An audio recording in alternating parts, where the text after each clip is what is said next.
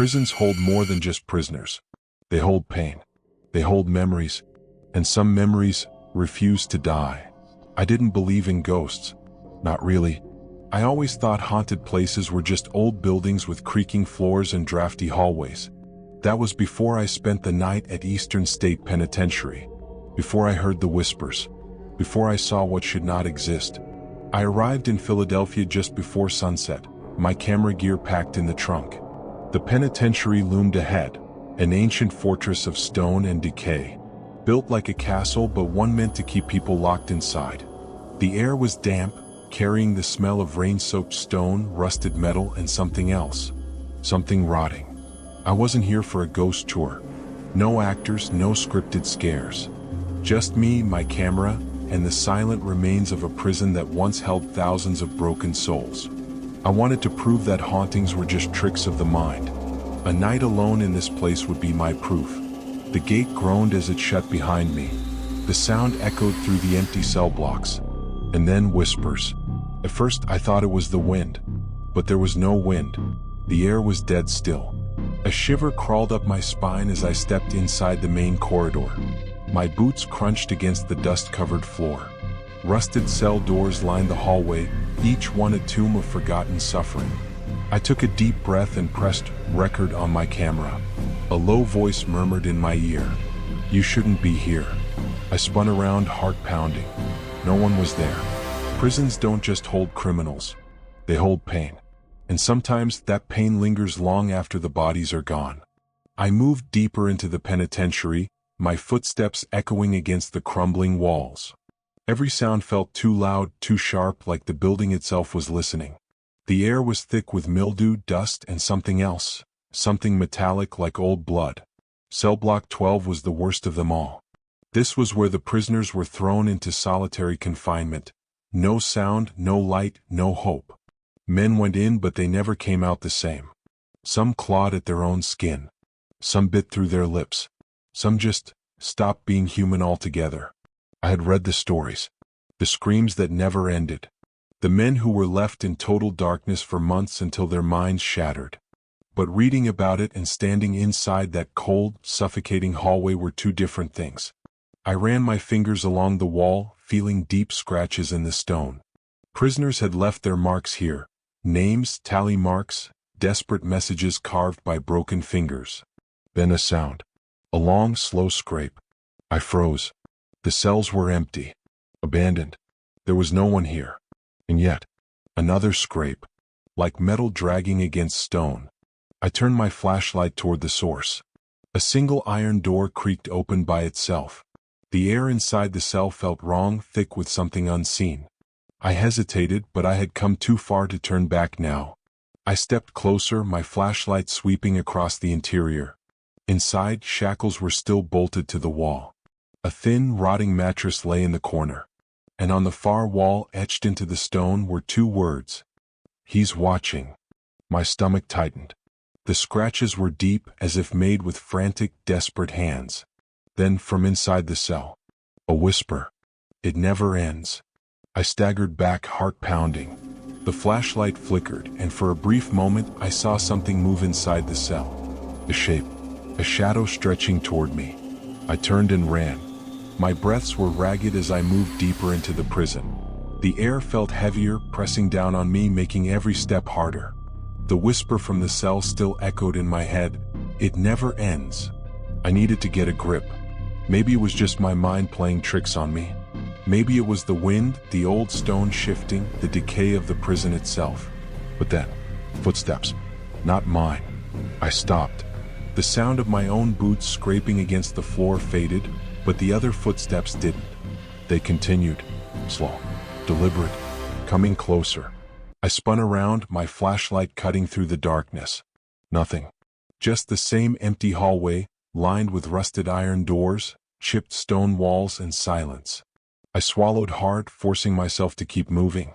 The penitentiary was massive, a maze of decayed corridors, collapsed ceilings, and forgotten history. I kept my camera rolling, trying to capture everything, but the battery was draining faster than it should have. And then I saw it. A shadow. Not on the wall. On the floor. It stretched unnaturally long, bending in a way that shadows shouldn't. It moved before I did, twisting, reaching. A slow, suffocating wave of dread crept up my spine. Then, it lunged. I stumbled back, hitting the wall hard, my flashlight flickering violently. The shadow darted across the floor, vanishing around the corner ahead of me. Silence. Just my own pounding heartbeat. I forced myself to breathe, to take a step forward. And then, a breath. Right behind me. Cold. Damp. Rotten. I didn't think, I just ran. I didn't stop running until I hit a dead end. My chest heaved as I spun around, flashlight shaking in my grip. Silence. The air was thick, suffocating, pressing into my lungs like unseen hands. I was in cell block 15, the high-security wing. This was where the worst of the worst were kept. Killers. Psychopaths. The ones who never left their cells. Even in its prime, this part of the prison was a nightmare. Guards rarely entered. Inmates were left to rot. Some were forgotten entirely. The walls here felt different, scratched, clawed at, as if something had tried to escape. I took a slow step forward, my boots echoing against the cracked concrete. My flashlight flickered and I cursed under my breath, smacking it against my palm. Then, a loud clang. I spun around. The cell door behind me had slammed shut. I hadn't touched it. Goosebumps erupted across my skin. I stepped back slowly, every nerve in my body screaming at me to run, but something kept me frozen in place. And then, from the far end of the corridor, shuffling footsteps. Not rushed, not panicked, just steady. I turned my camera's night vision on, the screen flickering to life. That's when I saw him. A prisoner, standing at the end of the hall. His body was hunched, dressed in rotting, striped clothing, arms hanging loosely at his sides. His face was blurred, almost like a smudged painting. But I could see his eyes. Hollow. Empty. Watching me. My breath hitched. My grip tightened around the flashlight. Then he tilted his head. A slow, unnatural movement. And then, he grinned. Not a normal grin. Too wide. Teeth exposed, lips stretched unnaturally thin. I barely had time to react before he charged. His feet didn't make a sound against the stone. His arms swung wildly as he sprinted straight for me. I stumbled back, slamming into the cell door, hands scrambling for something, anything. The prisoner was almost on me. I swung the flashlight. And then, he vanished. Not faded. Vanished, like he had never been there. I stood there, panting, my body shaking. I turned the camera back to the hallway. Empty. Only my own gasping breaths filled the silence. But then, a whisper. You're not supposed to be here. The voice was right beside my ear. I bolted out of cell block 15, my pulse hammering in my ears. Every shadow, every flicker of movement sent ice through my veins. I wasn't alone. I was never alone. I don't know how far I ran, but suddenly I was somewhere worse. The air here was thicker, heavier. It smelled of sweat, piss, and something rotten. My flashlight's beam swept across rusted chains, shattered glass, and something in the center of the room. A chair. Old, wooden, with thick iron shackles bolted to the armrests. I knew what it was. The mad chair. One of the prison's most sadistic punishments. Prisoners were strapped in, forced to sit perfectly still for days. No food, no water, no movement. Their limbs swelled. Their screams went ignored. Some never walked again. Some never left the chair alive. The flashlight dimmed. A metallic creak echoed through the room. I turned, but there was nothing behind me. Then, a whisper. Close. Right beside my ear. Sit. Every hair on my body stood on end. I took a step back. A hand grabbed my wrist. Ice-cold fingers latched onto me. I couldn't see them, but I felt them. Another hand clamped onto my shoulder. And then, I was yanked backward. I hit the chair hard, my spine slamming into the wooden frame. The second I touched it, the shackles snapped shut. I thrashed, but it was no use. The cold metal tightened around my wrists and ankles, cutting off my circulation. I gasped for air. Your turn. The whisper came from the dark. From everywhere. I couldn't move. Panic clawed at my throat. I twisted, yanked, tried to break free. The chair creaked under my struggling, but the restraints only tightened. Something moved in the shadows. A figure, tall, dressed in black, watching me. It stepped closer, its face hidden in darkness. Then a hand rose. Not a normal hand. The fingers were long. Too long. The nails cracked and jagged, curling like claws. And then, it reached for my throat. I screamed. I thrashed against the restraints, gasping as the fingers closed around my throat. I scolded. Too strong. I kicked, my boots scraping against the stone floor, but the chair held me tight. My lungs burned, my vision darkening at the edges. Then, snap. One of the wooden armrests cracked under my weight. Adrenaline surged. With everything I had, I yanked my wrist free, the rusted metal slicing into my skin. I barely had time to react before the grip on my throat tightened. My free hand shot up, fingers clawing at the thing's wrist, but I felt nothing. Just a crushing force choking the life out of me. I had to move. No. With a guttural scream, I slammed my head forward. My forehead connected with something solid. A deep, inhuman hiss rattled the air. The pressure on my throat loosened. I ripped my other wrist free. Without thinking, I lunged forward, my hands grasping blindly in the darkness. My fingers met flesh. Cold, leathery flesh. I didn't hesitate. I dug my thumbs into its eye sockets and pressed. A horrible wet squelch. A screech high-pitched, inhuman. The grip on me vanished. I collapsed forward, coughing, gasping for breath. My vision swam, the room spinning, and then I heard them. Footsteps. Not one. Not two. Many. I looked up, my breath hitching. The room was full. Shadowy figures stood in every corner, their forms barely human. Faces missing, eyes hollow, bodies twisted in unnatural angles. They watched me. And then, they charged. I barely had time to react. The first one lunged, hands outstretched. I ducked, rolling to the side. My shoulder slammed into the cold stone, pain jolting up my arm.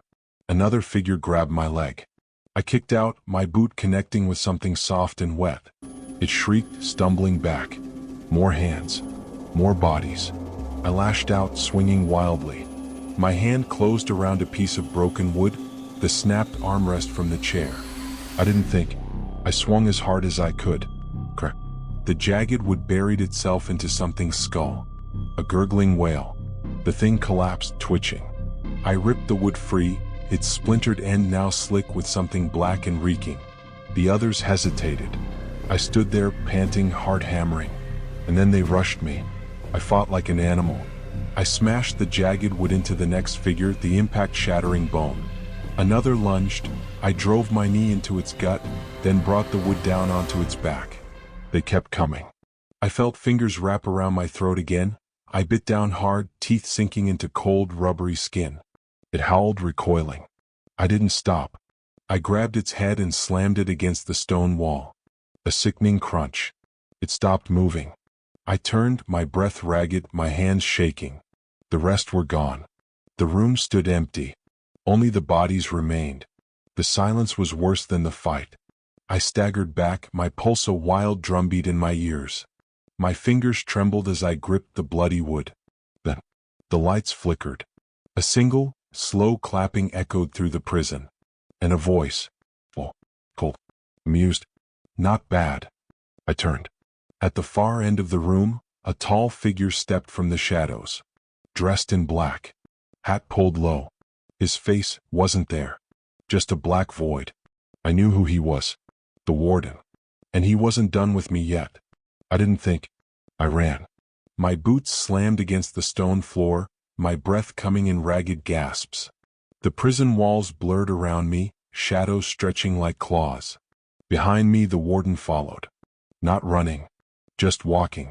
But every time I glanced back he was closer. The hallways twisted, endless rows of rusted cell doors flashing past. The air grew thick, suffocating, like the prison itself was alive, breathing around me. The sound of chains dragging followed me. I turned a corner and stopped dead. The path ahead was gone. Just a solid brick wall. No. No. I spun around. The warden stood there. Still. Waiting. The shadows behind him moved. They crawled along the walls, slithered along the floor, creeping toward me like black tendrils. A whisper curled through the air. No one leaves. My pulse pounded. My vision blurred. This isn't real. This isn't real. But it was. I turned, hands slamming against the brick wall, fingers scraping against the rough stone.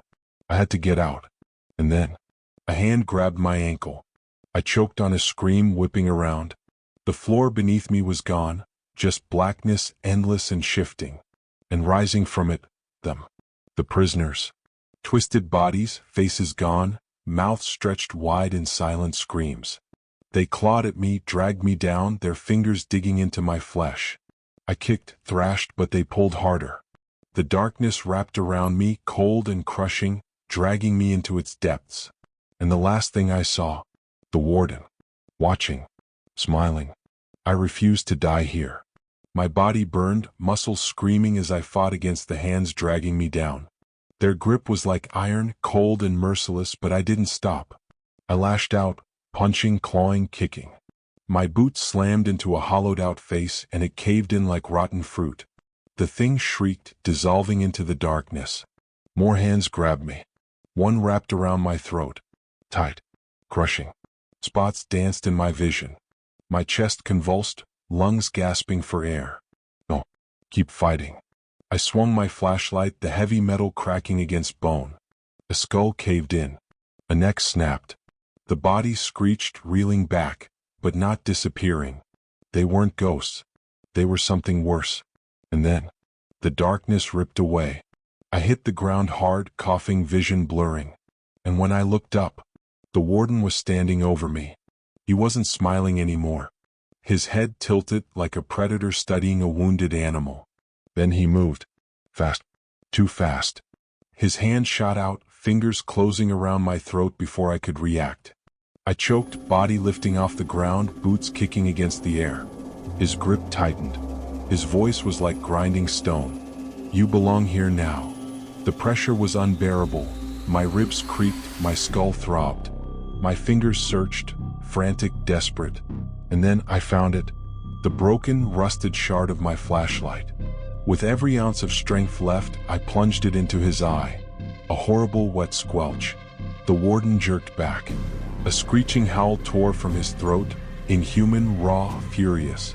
I collapsed to the floor, gasping for air. The warden staggered, his body glitching, flickering like a dying flame.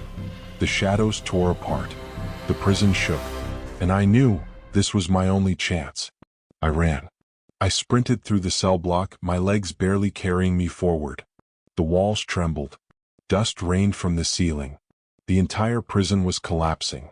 Behind me, the warden's screech tore through the air. I didn't look back. My lungs burned. My vision blurred. I could still feel the phantom grip on my throat. The entrance loomed ahead, open. But as I reached it, the doors slammed shut. No. I grabbed the handles, yanking with everything I had. They didn't budge. Then, I saw something move in the reflection of the rusted metal. I turned and froze. They were all there, lined up in the hallway. Dozens of them. The prisoners. The ones forgotten, left to rot in these cells. Their faces were twisted, stretched in agony. Their mouths hung open, but no sound came. Except for one. The first prisoner I had seen, the one in rotting stripes. He stepped forward. His voice was barely a whisper. You shouldn't have come. And then, the lights went out. Pitch black. A single sound filled the air. The clanking of chains. Closer. Closer. I could feel something breathing against my face. I screamed. The lights flashed back on. The doors, wide open. I didn't think. I just ran. I ran until I couldn't hear them anymore. Until the cold air of the outside world finally hit me. Until I collapsed onto the cracked pavement, staring up at the dark sky. I was free. Or so I thought. I sat in my car, hands trembling as I tried to catch my breath. The prison stood silent behind me. No shadows. No figures. Just an empty ruin. But my skin still crawled. My ears still rang with whispers. I checked my phone. A new notification. A video. With shaking fingers I pressed play. A dark hallway. My own voice trembling. Then the camera turned, and there, right behind me, the warden, grinning. I dropped my phone. My reflection in the screen showed something else. A cell door, wide open, waiting.